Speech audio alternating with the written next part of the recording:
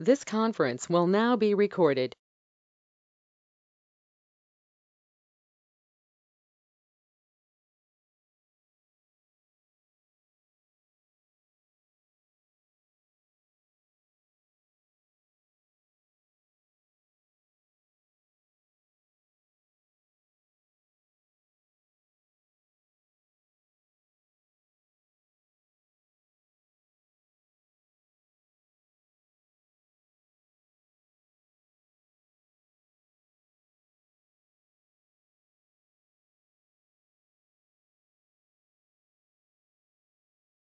Yeah, good afternoon, everyone.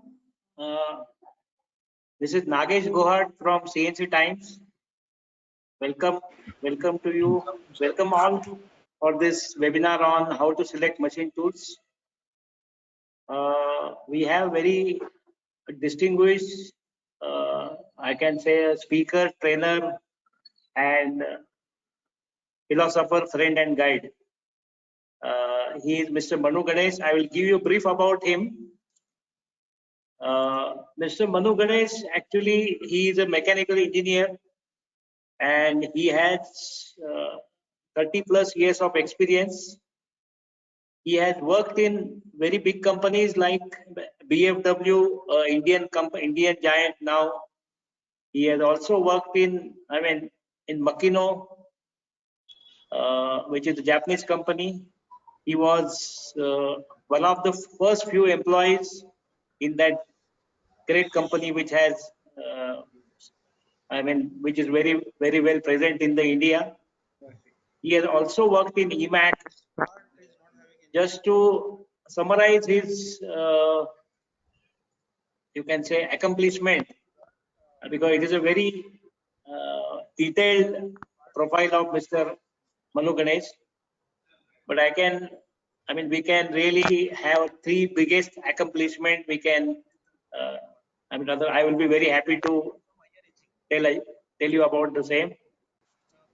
He was sent to Korea for the installation of machines in 1995, and he has installed EMAC machines in Hyundai and Daewoo factories. Now Daewoo is Doosan. That Daewoo may be Daewoo Automobile. Yeah. Then secondly, he was the head of the service department, and he was able to achieve 99.9% of uptime. In BFW, he solved the problem of gearbox heavy vibration, which actually stopped the machine working in ordnance factory for almost 2 years. And he was the only man who could solve that. So he comes from the background of manufacturing, servicing, and later on, yes, he started his own, you can say, technical consultancy or machine tool trading activity in the year 2011. Even he did wonderful in that. He was awarded as best dealer for almost 2 years for the Hyundai VIA machines. He also deals in double column machines from Taiwan. And now he's dealing with KTM brand from Rajkot. So he is a man of various different hats. Apart from this, if I come to his hobbies, he reads lots of books on management and spirituality. He also has been an avid meditator for almost 25 plus years of life. I also had a opportunity to interact with him on his law of attraction sessions, which he conducted during the pandemic time, and very fortunate to listen to all that. Okay, with this short introduction, I will hand it over to Mr. Manu Ganesh. Yes, sir, you may start now. Thank you very much, Nagesh. You have spoken to great words. I hope to uphold all this. Today we are having a discussion on how to select machine tool. Actually, this is a very vast topic, and 1 hour may not be sufficient to cover it. And also, the word machine tool itself means a lot to different people. You have so many variety of machine tools. So I may not be able to cover every type of machine tools, but generally we will be covering on the most common type of machine tools. So first of all, I thank all of you for joining, and I also thank Nagesh for this opportunity. Yeah. Now,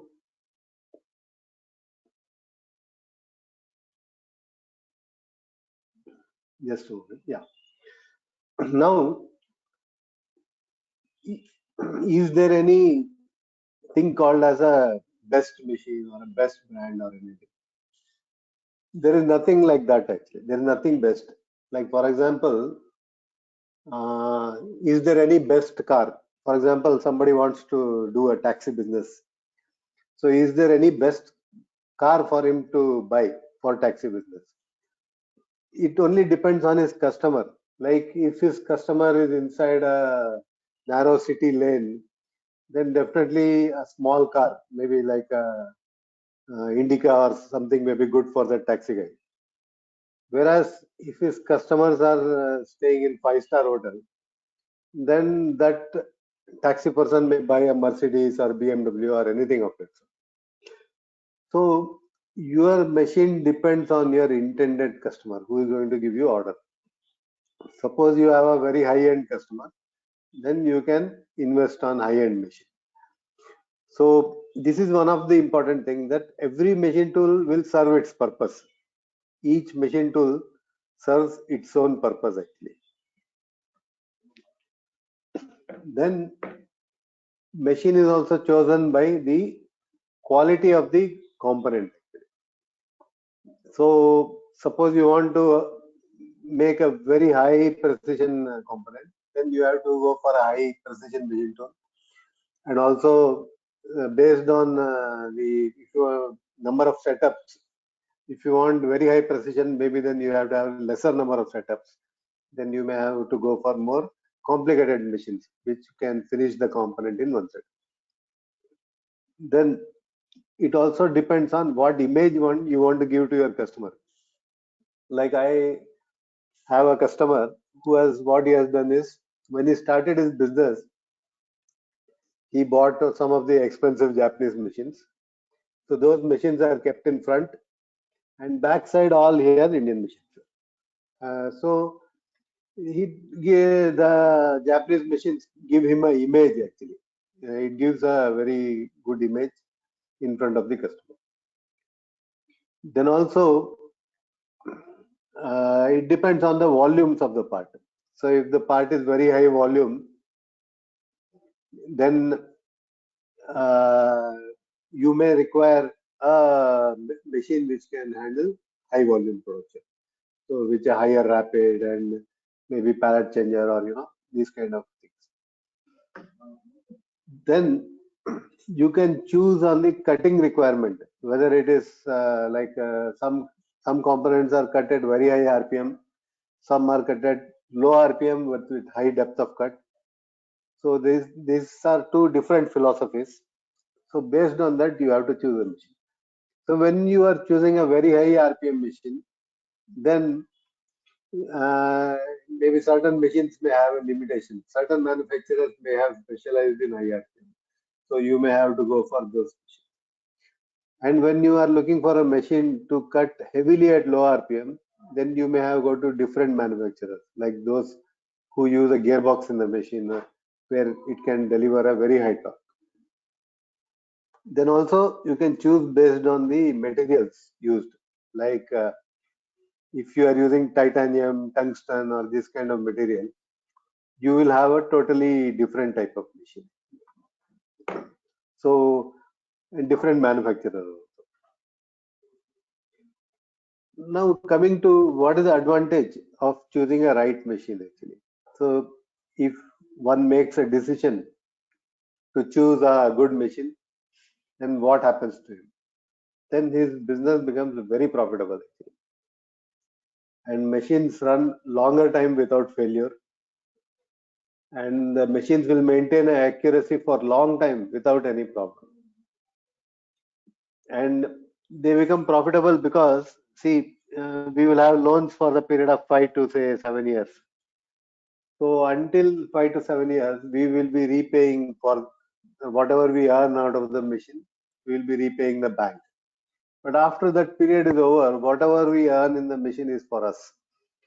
So that is why you can see all the old companies, they are successful because all their machines have been paid off. So whatever they get is profit actually. So a good machine makes you happen like this. And when you have a good machine, you will be respected by your customer actually. And another advantage is very good machines have good rigidity, which improves tool life and it helps reduce the tooling costs. Then surface finish improves a lot, and improved surface finish will lead to reduced time of further operation. In case of molds, polishing will be reduced, or in case of other components, what will happen is if the finish improves, then we can increase the feed actually and do it fast.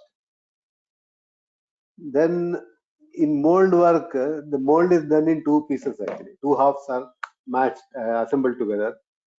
So if the machine is accurate, the matching of the two halves become good at, and you won't have much parting line issues. So it will help reduce the mold assembly time. Then reduction, there will be reduction in the rejections. Now choosing based on the volume, okay. So you may have a component which may be very small batch or a medium batch or high volume. Now, and also it may be a complicated complexity. How complicated is the component? So if the component is very complicated, then you can choose a machine like turn mill, or you can choose a multitasking machine like WFL or this kind of machine, where in one setup you can finish everything off. Or you can use multi-axis machine like 5-axis. So if you keep the component, all sides are finished off. Then you also can choose a pallet changer machine. And while choosing pallet changer, it is better to go for a rotary type pallet changer than a shuttle type pallet changer. Or if the volume is very high, then what happens is, now like in the case of like automotive industry, when the volume is very high and every say 5 seconds or 10 seconds a component has to come out, they will divide the operation into each machine is one or two operations. So they will be very simple machines like drill tap centers with small ATCs, maybe like even 5 ATCs enough for them. And it will just finish one or two operations, but there are number of machines in the line. So this way, based on the volume also, you can choose the number of. Then what are the important features for the machine? So when you are buying a machine, what are the other features in addition to the volume and other things? What is the other feature you should look for? You should look for always for accuracy of the machine. If the machine is accurate, then your rejections will come down. And when you have an accurate machine, what happens is you can choose components which others are not doing. Then it becomes profitable. Suppose you take a component which is very complicated, you can always demand a little bit more money than the normal component. So this is a very important feature. Accuracy is a very important feature of it. Next thing is rigidity. Actually, rigidity means that how during the cutting there's a lot of vibration comes in the machine, and deformation also occurs in the machine. So how rigid is the machine decides that life will be increasing and also your finish will improve of the component. Then machines construction. So suppose when you are buying a machine, you also have to look at the input part, because all machine tool manufacturers don't make every part. They buy a lot of parts from outside. Like they buy LM guides from outside, ball screw from outside. Some people buy spindle from outside. CNC controller is of course from outside. And also input parts like pneumatic parts, hydraulic parts. These are also coming from outside. So what is the kind of parts the supplier is using? This is one thing you have to look. Then also you have to look at the vision of the machine tool company actually. Okay. If the machine tool company has a good vision for the future, then they may be making very good machines. And also you must look at the features which add the longevity of the machine. Means what features they have which makes the machine long lasting. Then also look at like tool changer, how many ATC and how fast is the ATC. Then also look at the rapid rate, how whether you really want high speed machine to reduce the cycle time. Then also look for chip disposal method. This is one of the important thing, because chip disposal plays a very important role in the machine, because if the chips if left inside the machine, coolant and chips will damage the machine. It will damage parts, damage LM guides, damage balls. So machines should have very good efficient methods to remove the chips. Next, there should be very good coolant filtration method, because if the coolant is filtered without problem, then everything in the machine will remain clean, and also the parts, the life of the parts will also increase. Now coming to accuracy, there are many kinds of accuracy. So we'll go to each one of them one by one. One is a geometrical accuracy. Geometrical accuracy is the geometry between the three axes or four, whatever is the kind of axis. Between basically there are three linear axes in the machine. So between these linear axes, what is the squareness, what is the parallelity, what is the straightness? This is checked in the geometrical accuracy. So we will be using things like square, mandrel, straight edge, spirit level, etc. for checking the accuracy. Next thing we will be looking for is the linear accuracy. Suppose the axis moves say 100 mm, whether it has really moved 100 mm or it is moved little bit more or less. So this kind of accuracy is checked using laser interpol. And today, see, most of the machining has also become 2D and 3D actually. So like if you want to make a hole, today people are doing it through interpolation. They will just interpolate X and Y axis and make the hole. Or in case of molds machine, you have 3D, all three axes interpolate simultaneously. So how the axes move together accurately, that plays a very important role. Because why this is essential is each axis has a different weight. Now, for example, you take a VMC, your table will carry the component, and below the table there is a y-axis, the saddle. The saddle carries saddle's weight, table's weight, and component weight. Yeah, it's carrying three times the weight. And then you have a z-axis, which is moving vertically up and down. So it has a different issue. When going up, it encounters resistance, and while coming down, the gravity pushes it down. So each axis has its entirely different dynamics. But when they are moving together, they have to move accurately together. So this lot of tuning is required in the CNC controller, so that these all three axes will move simultaneously together. So this is called as interpolation of the three axes. This is a very important thing, which is measured using ball bar. Then when you have things like rotary tables or a tilting table, etc., you have to have a different accuracy, which is the angular accuracy. This is measured using autocollimator prism. And today, access machines are becoming more and more complicated. You have multiple access. So when you are having multiple access, the accuracy, uh,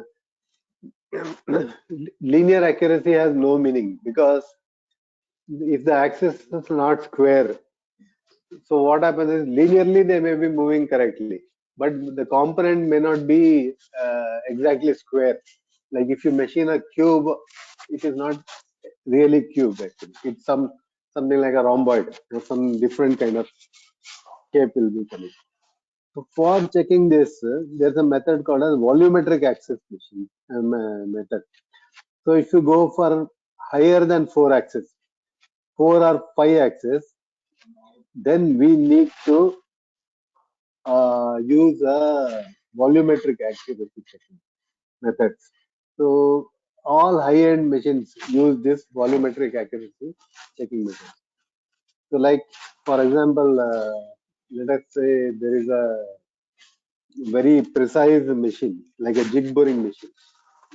The jig boring machine needs to be checked volumetrically, not linearly. Now, accuracy, geometric accuracy, just an example how geometric accuracy is checked is, you can see the picture. So where there is a square. So using this square, you can check the parallelity of the y-axis, and also you can check the squareness between y and z-axis when it is kept like this. Then there is a mandrel actually. You can check the parallelity of the z-axis with the spindle using the mandrel. And these are the test charts.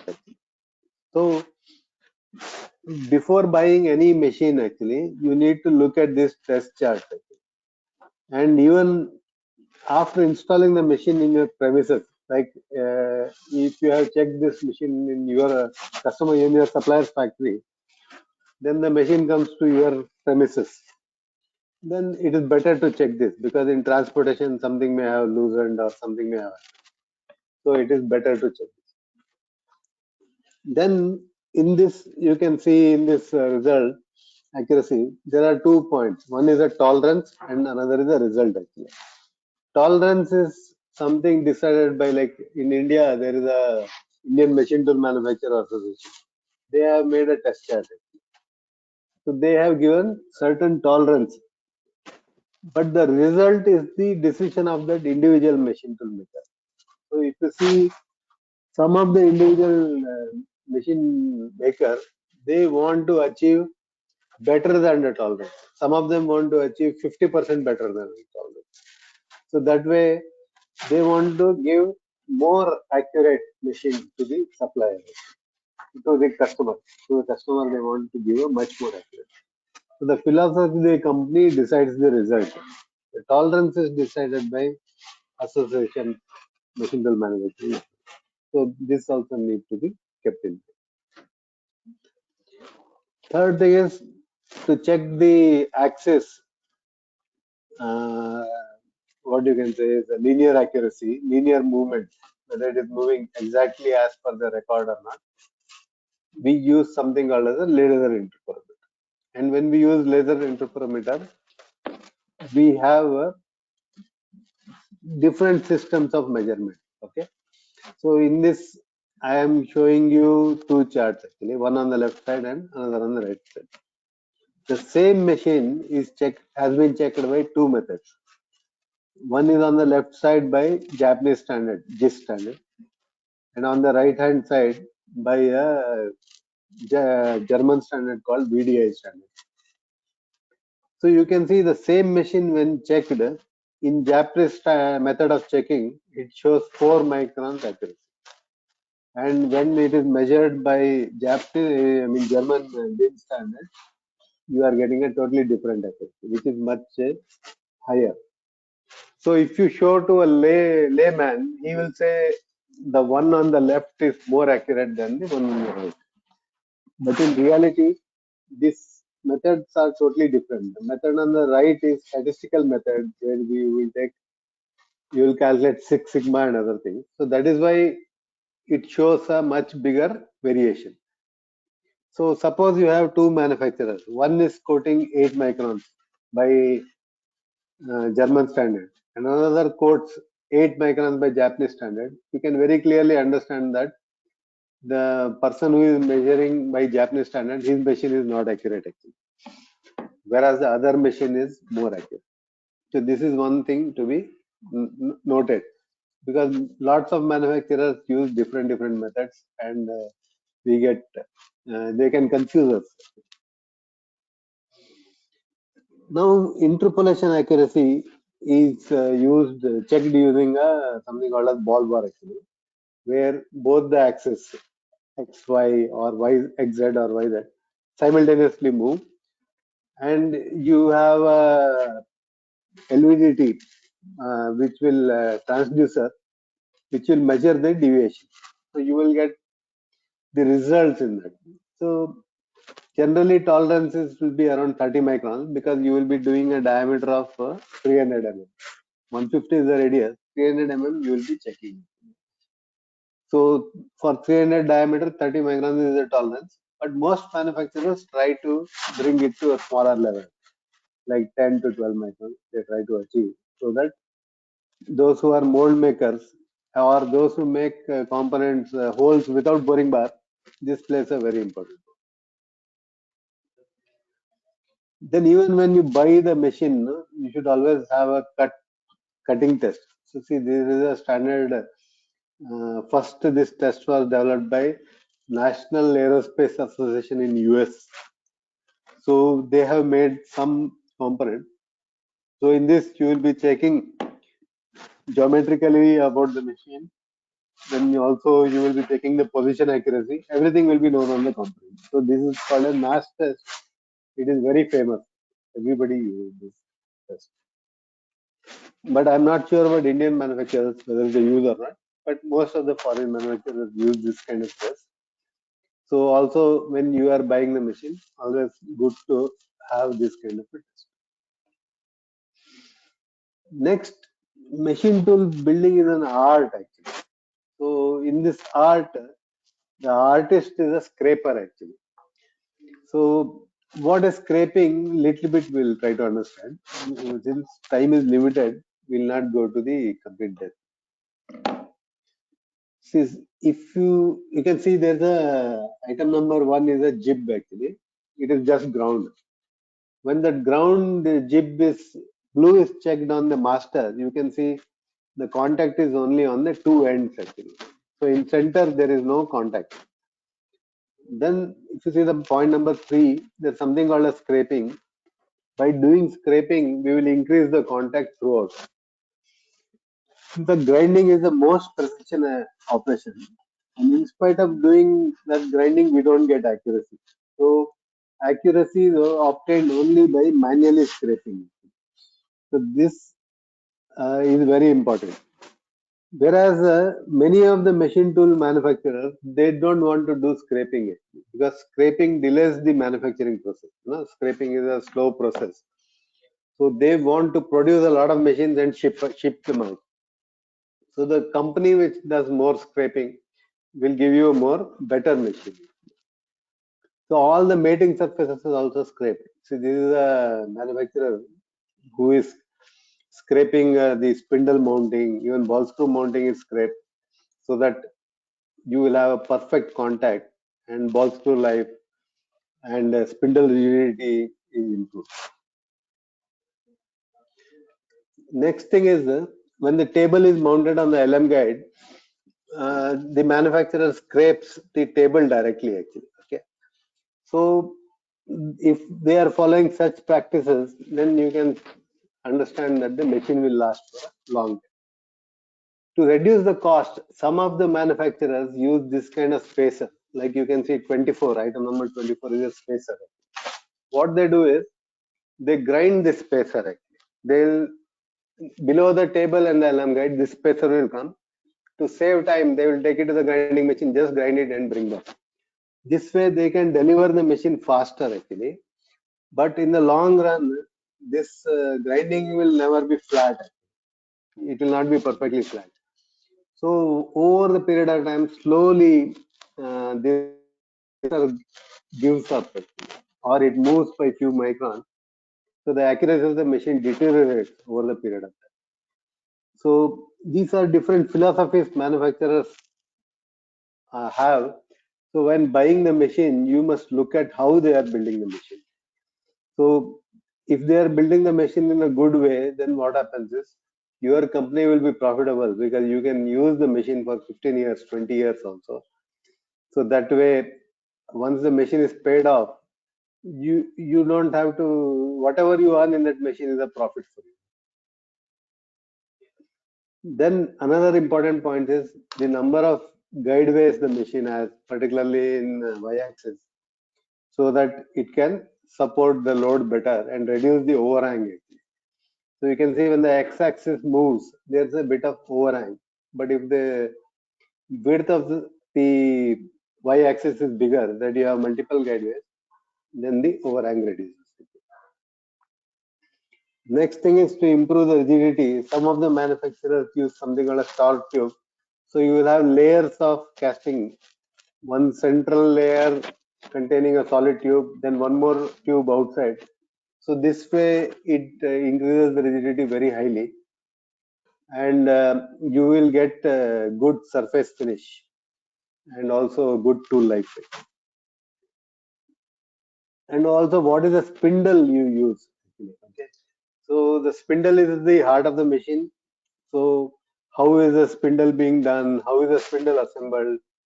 And if you are using a spindle from outside, what kind of company spindle you are using? That plays a very big major role in the machine. Just for example, I will tell you that I had supplied an imported machine to one of my friend actually, and also my customer. So later, the imported machine became expensive because of the currency change. So he decided he will buy an Indian machine. So when he bought the Indian machine, it came with their own spindle actually. The Indian company was making its own spindle. So after he bought the machine, he couldn't get the performance like my imported machine because the finish was not coming good, and at high RPM there used to be growth in the spindle. So the component sizes used to vary. So then he complained a lot to that manufacturer, and then finally they used the imported spindle and solved the problem. So this is a very important factor actually. Spindle plays a very important role. And also there's a method of spindle called as direct inline spindle. So some manufacturers use built-in spindle. So compared to built-in spindle, this method is more simpler method. And if your torque requirement is medium, like say 150 Newton meter or say maximum 200 Newton meter, this method is a good method where it simplifies everything actually, and repair of the spindle also becomes very easy. So this way the maintenance costs also come. Then important factor is the ball screws actually. Okay, so in the ball screw, good manufacturers use bearings on the both end and they stretch the ball screw. So when you stretch the ball screw, what happens is you already expand the ball screw. Later, when the axis is moving, some heat is generated. So the ball screw will expand a little bit. But since you already stretched it, the length of the ball screw will not affect a lot. So accuracy will retain even though you are continuously using the machine. So some manufacturers are not doing this stretching of the ball screw. Some are doing. So that way, this before buying the machine, just have a look at this. Then ball screw plays a very important role in the accuracy of the machine. And suppose you want to make very precise parts, then you should choose a machine which has a smaller pitch of the ball screw. So like I am dealing with one supplier from Taiwan. So they make machines both for production and also for die and mold. But the moment you say my machine is die and mold spec, immediately they will change the ball screw from 16 pitch, they will change to 10 pitch actually. So that way the response of the axis improves, servo response improves. Thermally, the ball screw doesn't heat as much as before. And for the same torque, no, the motor power also requirement comes down. So the axis is able to handle much better in this case. So you can have very good finish and very good accuracy on the component. So whenever I give that machine to the aerospace or diamond mold segment, I tell the manufacturer this is a diamond mold spec. So they will use that smaller pitch ball screw, and also the controller they will tune it for diamond mold. Diamond mold tuning is different from production tuning. So similarly for aerospace also. And next thing is those who are buying the machine, they would like to buy a very accurate machine. But when you have an accurate machine, you should also have some kind of temperature control, because all components, when measured in the CMM, they are measured at around 20 degrees centigrade temperature. But suppose you are making the component at say 40 degrees. In summer, our shop floor may be 40. If I am manufacturing at 40, the steel for 1 meter length, 1 degree temperature increases the dimension by 10 microns. So 20-degree temperature means it is a 10 into 20 is almost 0.2. So much of variation is going to be there. So when making precise parts, go for some air conditioning if possible. Okay, because that will make it very easy, because the cost of AC will be nothing compared to the cost of the raw material. Suppose you are machining titanium, for example. Titanium is very expensive material. So just putting a AC will make the accuracy very good, and it will save, reduce the reaction and reduce the cost. And you may have noticed that in the world there are two types of manufacturers.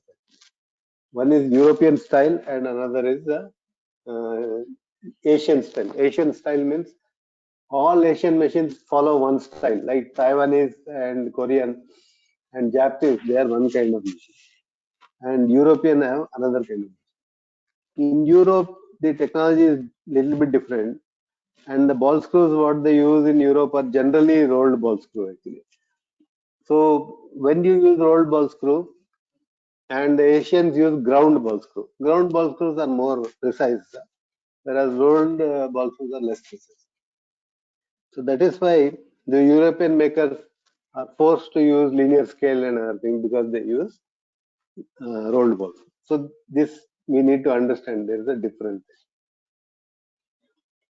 Next important point is the interface for the spindle. Okay, this is a very important point. Why? Because there are some manufacturers whom I know who use certain spindle interfaces, because when they use such spindle interface, the competitors get reduced in the market actually. So in that way, they gain advantage of market share. So that is why I am coming to this point. See now, there are two types of interfaces. One is a BT or DIN interface or CAT interface. These are one type. They are 7x24 paper. They are one interface. Another interface is HSK. So what I am telling you now is that you should use for higher RPM only HSK interface. For lower RPM, HSK is not a good interface. You will come to know about this more. If the RPM is more than 20,000 in a 40 taper machine, then HSK is the best option. But below 20,000 RPM, I don't recommend using HSK. Similarly, in BT 30 type, 30 taper type, more than 25, HSK is good. But less than that, I don't recommend HSK. We'll try to understand this in more in detail. So I have a presentation from Big Dash. So they are just explaining what is the history of the interfaces. You know, machine tools are being used from long time, 1860. So during the 1860 onwards, various interfaces came, like BS shank came, MT shank has come. MT still we are using, like MT for drills, and also in case of tailstocks of lathes, we are still using MT taper. Then you have Bose shank and NT shank. So these are the early 19th century tapers. In 20th century, new tapers came, like BT taper, CV shaver. These are all 7 by 24 tapers. Okay. These are all similar. Then in 90s, you got new kinds of tapers. These are KM. KM is from Kennametal. Kennametal taper is similar to HSK. And in Germany, HS is given. And Capto is another taper, which is also of similar. These new tapers have dual contact taper. But the tapers on the right hand side, 1990s taper, although dual contact, they have certain limitations, which I am going to explain you now. So what the big dash over did is they improved the taper of the 1940s. That is the BT taper. They improved and brought dual contact system in this. So in this way, they have the advantages of the 90s taper also, and also have the advantages of 1940s taper. So this is a very good combination. You will learn why it is good. You will learn. Okay. Now look at the mechanism of HSK. The pink is the clamping area actually. Okay. I mean, in between the pink and the blue, you have the clamping system. They are the collets which clamp. So during unclamping, you can see there's a kind of clearance, means the tool does not perfectly sit. And during clamping, the tool is bent and it is kept. So there is a small gap which comes there. But one advantage of this taper is when you are running at very high RPM, you can see that the centrifugal force increases the clamping of this spindle. So that is why in high RPM, I recommend this, because the higher you rotate, the more becomes the clamping force, because the collet is going to expand due to centrifugal force and make it more tighter and tighter. Whereas in low RPM, the collet cannot hold so tightly actually. So that is why in low RPM, it is not as good as the normal BT taper. We will try to understand next. Next thing is the drive key in this taper is very small, and there is a kind of clearance. So you can notice that this and contact area is also very small. So for heavy duty cutting, this is not a good taper. See, I have had customers, I have sold boring machines to customers, and they have asked me, why don't you give this taper? I told them, explain this, that this taper is not good for low RPM machines, heavy duty machines. This low RPM is not good. So they have, after showing this presentation, they understand. Yes, they agree that this HSK is not good for low RPM. Now see the difference between these two tapers. The length, the contact of a BT taper is much longer actually, 66 mm, whereas it is only in the case of 22 mm in case of HSK. And suppose you use a tool actually. In case of HSK, you are forced to use a longer taper. Suppose you want to use a tool, then automatically the minimum length of HSK becomes 75. And in case of BBT, it becomes 60. So you have a 15 mm advantage in case of using a BBT taper, because the tool can go inside. Similarly, for when you do heavy cutting, it's very clear that as the length increases, the BT tape, big plus taper, like BBT taper, which is having both face and taper contact, can do more heavy cutting than the HSK taper. HSK has its own advantages, but those advantages are only there in high RPM. But most of us don't use high RPM. So when we are using low RPM, it's always better to use a BBT. And in heavy cutting, it's good to use a BBT. Just excuse me.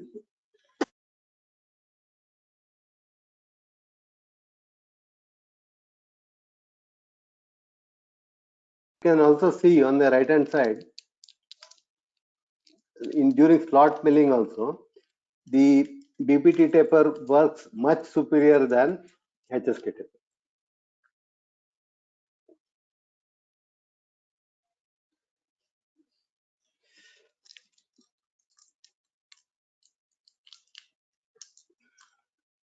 Okay. Now, when cutting radially, you can notice that the radial depth of cut with HSK can be much more than BBT. Means BBT has much superiority over HSK. So you can cut more deep with BBT. So in BBT taper, you have both the contact. What is the big plus system is you have both the contact on the taper also and also on the face. Flange.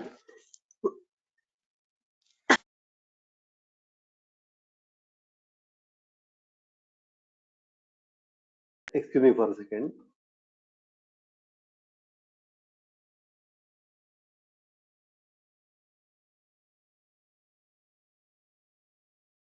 So you have an advantage of HSK and BT, both come into the picture with this.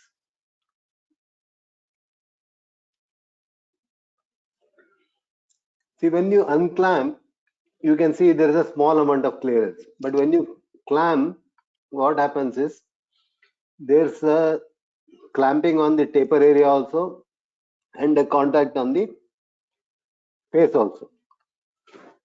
So one thing you may notice is there's something called as elastic deformation which happens, slight amount of deformation which occurs when you are clamping. Suppose there is no face contact, then it is called normal BT taper. In normal BT taper, this elastic deformation over a period of time, it opens the spindle out actually. So in the long run, the taper loses blue contact.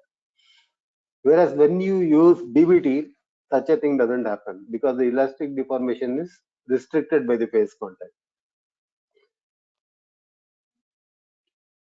Compared to BT and BBT, you can see that BBT, every tool change will disturb the position and the runout changes with every tool change. Whereas with BBT, in the blue line, it is much more accurate. Similarly, when you are drilling precision holes, BBT works much better than BT taper. So the big plus has 5 microns accuracy, whereas conventional ones have up to 20 microns. And also the conventional taper and BBT, the conventional taper will get rusted actually because of the vibration on the spindle. Because there is no face contact, no, there's a kind of vibration. So this causes a rusting actually. The same thing doesn't happen. Why I am coming to this point is, see, some of our manufacturers, to reduce the competition, they have told that HSK is better. So in this process, what they have done is they have made a monopoly for themselves actually. And what they will do is they will sell 1 or 2 machines with HSK taper. Then after that, you have invested heavily on tools. Then what happens is you have to continue to buy HSK machines only. So that way, there's a monopoly kind of business, so that they get repeat business of that type. Whereas in reality, HSK is not a good taper unless you are using high RPM. In high RPM, there's no doubt that it is one of the best tapers. So just be aware of this point and make a right decision. That is why machines made in Asia, Like even today, 95% of the machines made in Japan are of BBT taper. And similarly, in Taiwan and Korea, 70 to 80% of the machines are having face contact taper.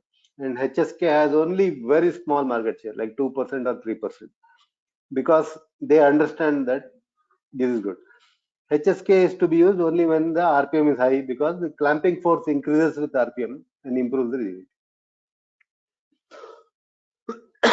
Similarly, there is a turn mill, there are two holders, VDI and BMT. It's better to use BMT.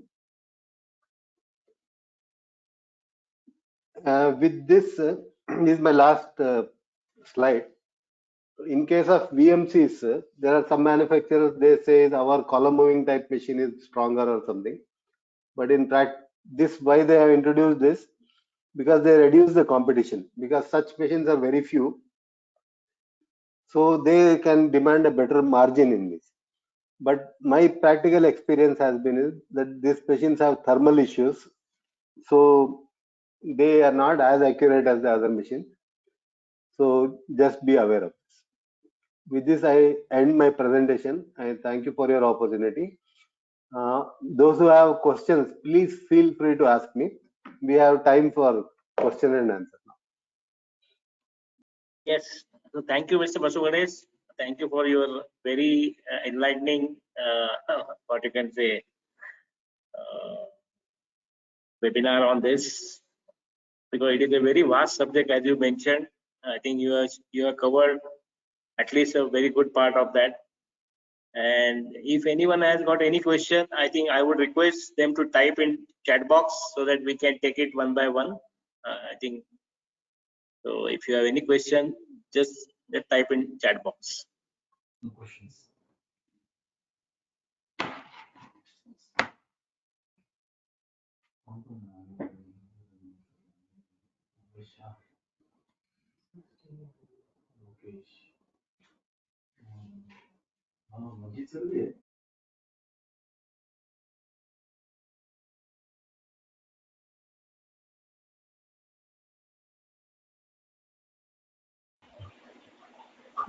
Hello.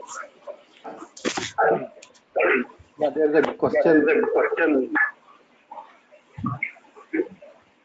Yeah, Mr. Kumaraja, you have any question? Yes, sir. Actually, watch and VTL is providing moving column. Is it a better one than other machines, sir? Okay. Can you mute? Pardon me, sir? Can you mute? Because yeah. Okay. Sorry, we are getting a this echo. That is why I asked you to mute. See, column moving. Somehow I am not very sure, because see, the cutting point to guideway, the distance increases a lot actually. So what happens is they have to develop a very strong column. So if they want rigidity, they have to make a very strong column. So it increases the cost of the machine. It's not that it is not rigid or anything, but to get the rigidity, they increase the cost very high. So that is why the other manufacturers, those who are from Taiwan or other things, they don't use this method, because they want. See, these are some of the tactics manufacturers use to capture market. They will show something different, and the customers will get attracted actually. So whereas the Japanese and Taiwanese manufacturers, they make more simple machines actually, so that it becomes cost effective actually. Finally, cost also plays a role when you are buying a machine. But it's not that it is not rigid or something. It is also rigid, but they have made a heavier column and heavier thing. And imagine a heavier column, if you have to move, you have to use more electricity to move that column. So that way the cost will go up. But still it's a rigid machine, because I have seen Wachian machine working. Definitely they are working very well in the market, and they are quite rigid. Yeah. Any other question? Yeah, sir. Thank you, sir. Only one more question, sir. Sir, in BFW VTL, they are providing machines with milling head, which no other manufacturer is providing, sir. Is there any disadvantage, sir? Is it advantageous to go with that machine instead of going with one more VMC? No, it depends on component to component. See, generally how it is if you have say a lot of turning operation and little bit of milling operation, then you can go for milling head or something. But if there is 50-50 operation, then it is better to go for one milling machine separate or one VMC separate and one VTL separate. It only depends on the kind of operation. Suppose only one hole to be made. Just to make one hole, you cannot have a VMC. So at that time, it is advantageous. So it's a choice to be made by customers. See, all manufacturers offer live tools and other things are there. So everybody can offer this kind of a solution. Okay. Yeah, Any other thank question? you, sir. Any other question? Mr. Manu Ganesh. Bharati. Yeah, good afternoon. How are you? Thanks for your elaborate presentation. It was very nice. After a long time, I'm hearing your voice, and the presentation is wonderful.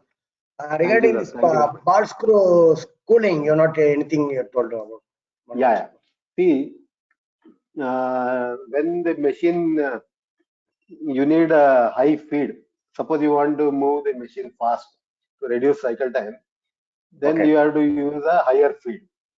When you are using higher feed, the ball screw pitch will increase. Actually, you have to have a longer, higher pitch. Like in one rotation, instead of moving 10 millimeter, you should move 20 millimeter or something like that. So when the pitch increases, no, the load on the ball screw will increase. When the load increases, heat increases. So to remove this heat, in the center they make a hole and do the cooling. So only for high speed machines this will play a role, and only in case you don't have a scale. If you already have a scale, then it's of no point. Okay. But you can avoid a scale also by using ball screw cooling. You can avoid linear scale. Without linear scale also, you can get the accuracy with this. Okay. This could you find this ball screw option? It's more available in European machines or Asian machine, because you're categorize your two part. Yeah. It will be available only. Yeah, please. Can you continue? Interrupt.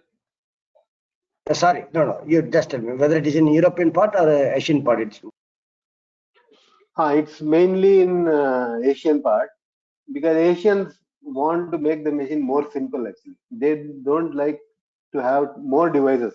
The more devices you have, the more things are there to break down. Actually, to simplify, scale is subject to many problems. Like coolant can enter scale, and a dirty scale will give a lot of alarms. So to remove that problem, they have gone for ball screw cooling method and this kind of thing. Thank you, Mr. Manu.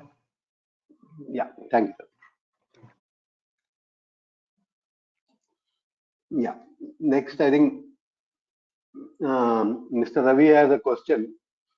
What about the difference between Taiwan spindle and Indian spindles, especially in machining and balancing? See, it depends on company to company actually. So in India also now, for example, Taiwanese company makes spindle. There's a company called Setco in India, in Pune. They manufacture spindles. Their spindles are also very good. And many Indian manufacturers also make good spindles. So exactly we cannot say, I cannot say who is good, bad or anything like that. That you have to make a choice actually. You have to visit, every time you buy a machine, you should visit that company and try to understand how they are making the spindles and what kind of bearings they are using, All this play a role in this.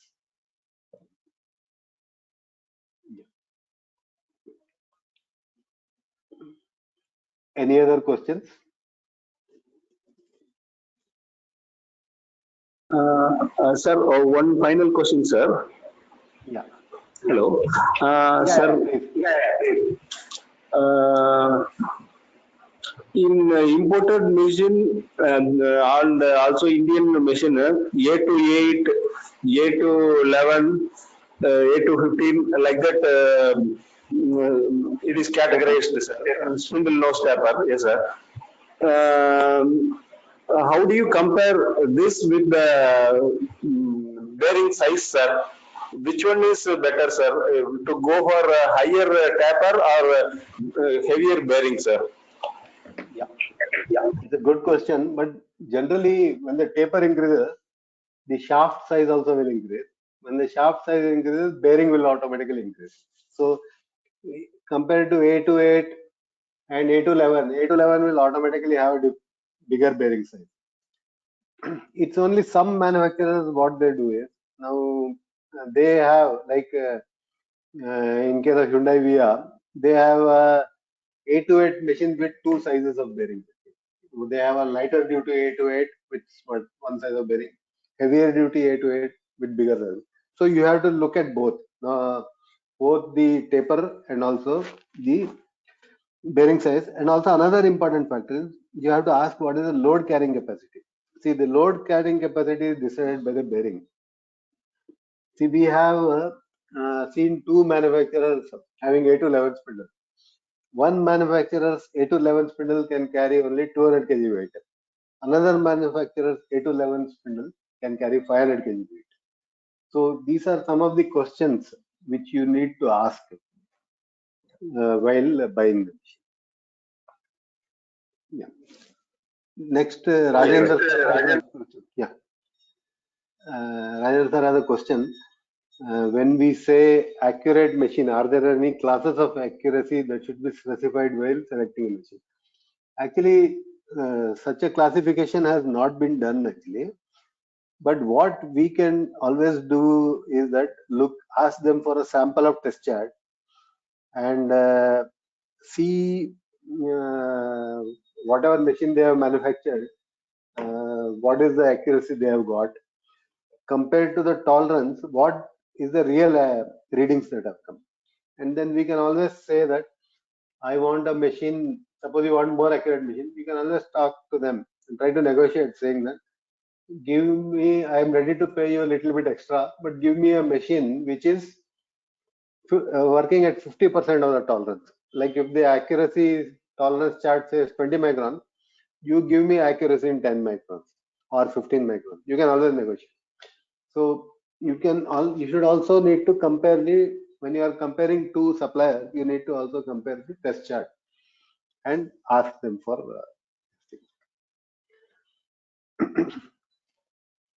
any other questions, please?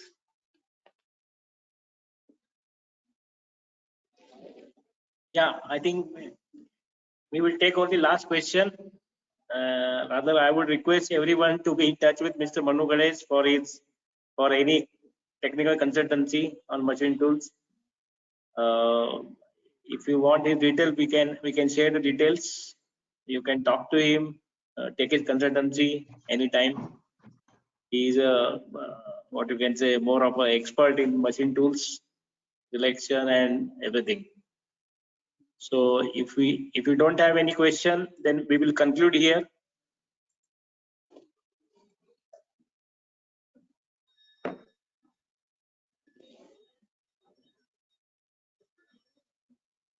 So thank you very much, all participants, and thank you, Manuji. Thank you for very what you can say, enlightening, detailed. But yes, it could have been subject. So we cannot say that it is finished. But yes, we will definitely continue. And thank you so very much for the opportunity. Thank you. Thank you. Thank you, Mr. Manu.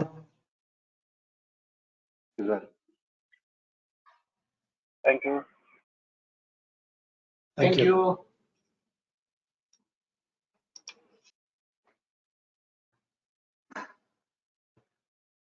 Thank you.